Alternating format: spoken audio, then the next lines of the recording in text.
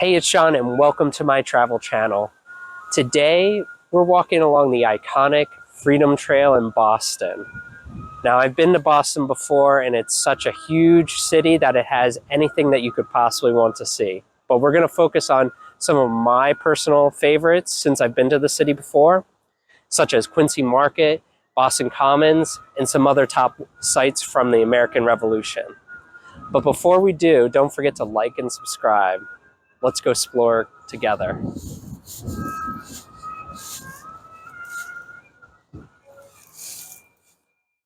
Right across from the Boston Commons is the Boston Public Gardens here. So it's a great place to get a break from the hustle and bustle of the city life and just enjoy nature. And if you're a fan of our channel, you know how much we love nature and different gardens. So you can sit back and just relax and enjoy the tranquility. So let's explore the gardens together.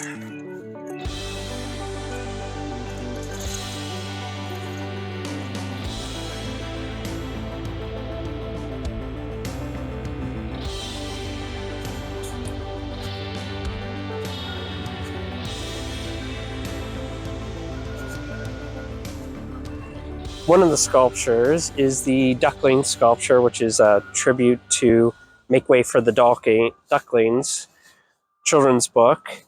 And just like the name says, it has the mother duck with the ducklings, which was pretty cool. Street art in the garden here. But we're going to start our adventure along the Freedom Trail across the street to the Boston Commons. So follow me as we start the trail.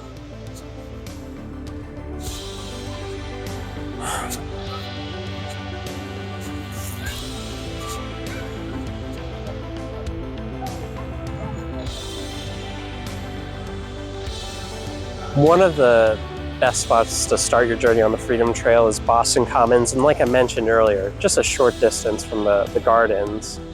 And it is the oldest park in America, and it's so huge. It's even bigger than I remember. It's 50 acres, so there's a lot to do in the park itself. But before we start our journey on the Freedom Trail, we wanted to check out the park a little bit. So let's continue on the path to see what the park has to offer.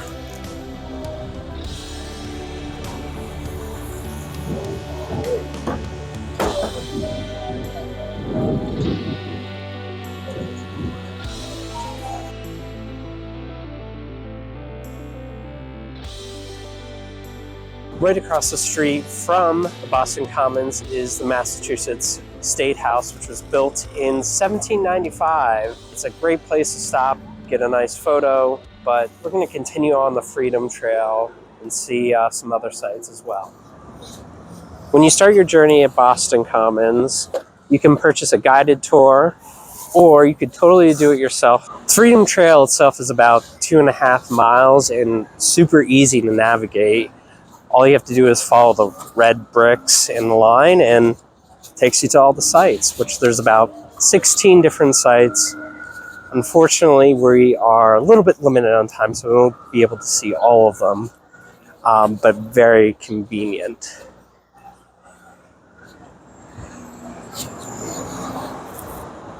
One of the stops on the Freedom Trail is King's Chapel in King's Chapel Burial Ground.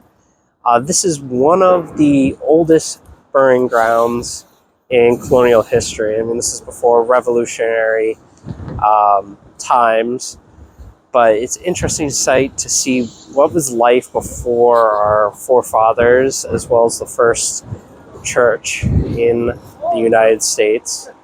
But we're going to continue on our path along the Freedom Trail, check out a few other sites. So follow me.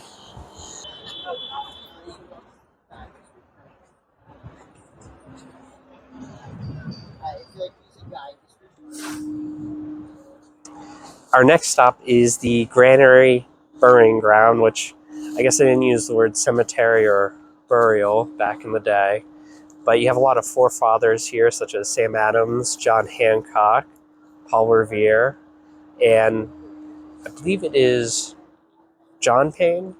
Robert Paine, of course, and Mary Goose, who supposedly is the original Mary Goose. Mother Goose. Well, original Mother Goose. Who is the original Mary Goose? She is the one and only Mary Goose. Not the one and only, just the OG. But you have a lot of forefathers here, and obviously it's a little bit bigger than King's Chapel. And also, don't want to forget that Ben Franklin's family is buried here. That's the giant obelisk or pyramid that we saw in the beginning. But follow me as we check out the main burial plots.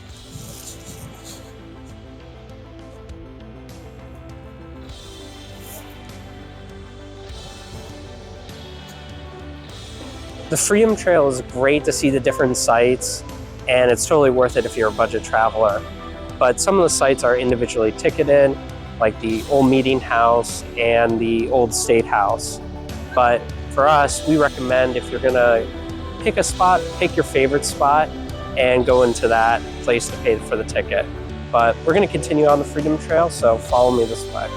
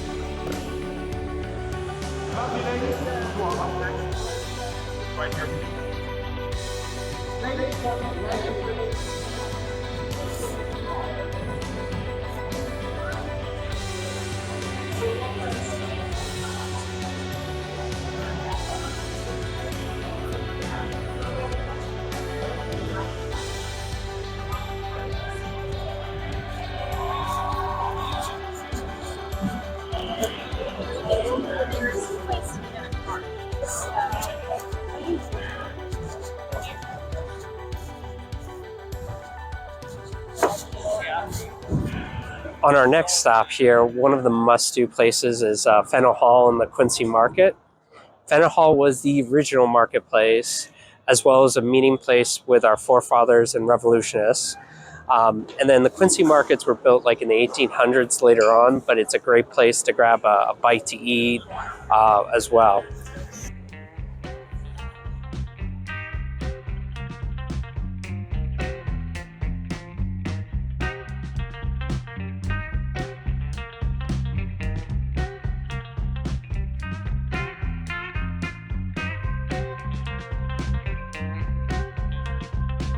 Thank you.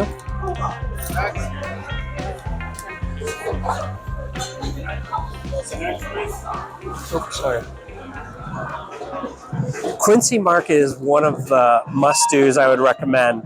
There are so many different food stalls, and that clam chowder is definitely worth it. I mean, you can pick from a couple different stalls in there, but that's the one I would recommend. But we're going to continue on the Freedom Trail to our next stop.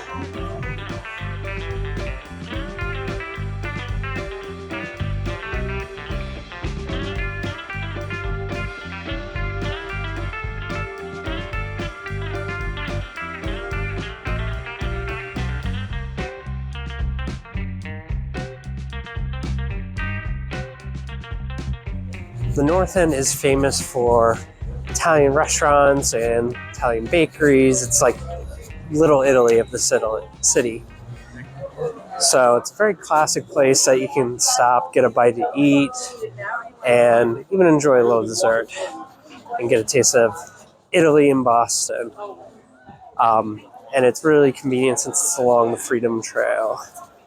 But we're going to try and see the next stop along our must-do list here.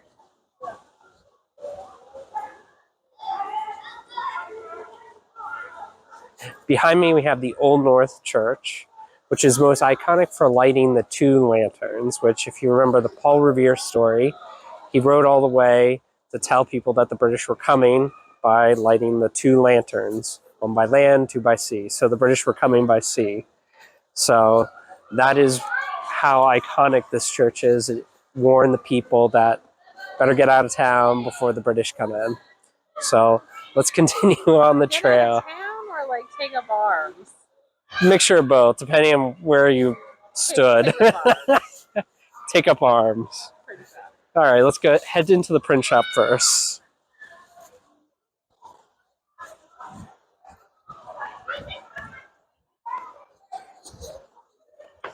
So you would set it on your press, and you would use a damp piece of paper. Neither press has the ability to press ink into dry paper, so we have to print on damp paper, so that way the ink and the paper are sort of drying and fusing together at the same time. So then you go ahead and put your wet paper on there, and then you use your wheel and push it through. Normally it's also sandwiched in between felt to protect both the plate and the sheet. But yeah, like I said, you roll it, push it through, and then that way you would peel it off and you would have your piece.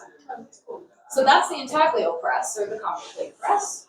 Right next to the church, the Old North Church, you have printing press, which they have the old method that they used to print stuff. And I actually have one of the prints that I had when the last time that I was in Boston. So it's really cool to see how they use, she said, the common press or the copper plate press. And just the amount of work and detail that it goes into is just remarkable. So let's continue on the path up to the church.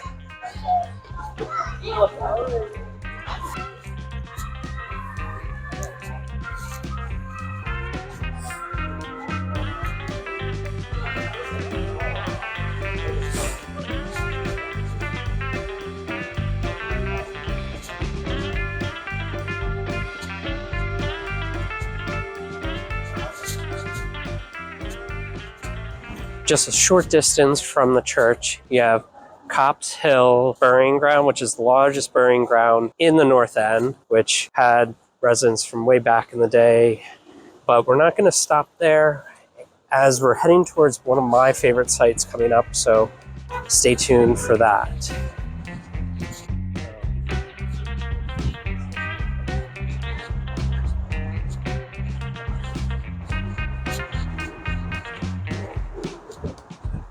One of our favorite sites is the USS Constitution, which is the oldest commission ship. And it's fitting because this is one of the oldest shipyards in Charlestown and Boston. Now, it was originally built in 1797, and then the following year made its maiden voyage. Most notably, it's known for its battles in the War of 1812.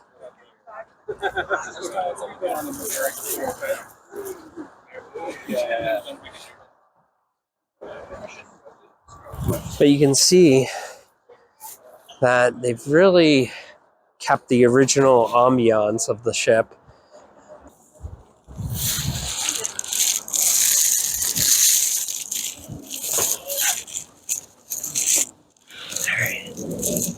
Now, the guy recommended going backwards. This is the main artillery, obviously.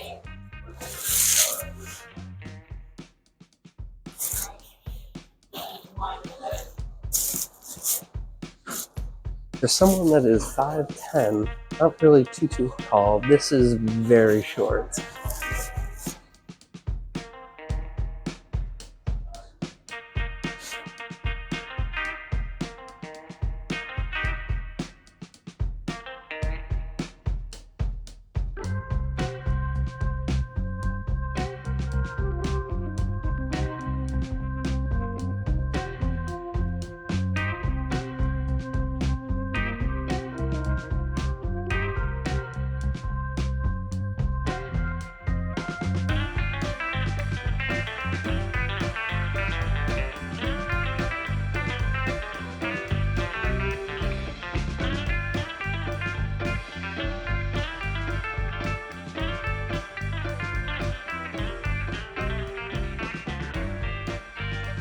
As we leave the Navy Yard, we can see the Bunker Hill Monument, which signifies the pivotal battle in the American Revolutionary War.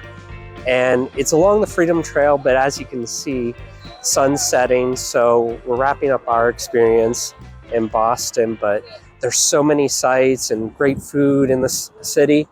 And if you have any recommendations, put it in the comments below of what you would recommend to do in Boston. Now, before we head out, stay tuned. We have a lot of things coming up in the fall and winter. So like and subscribe. That way you can follow along. But until next time, keep on exploring.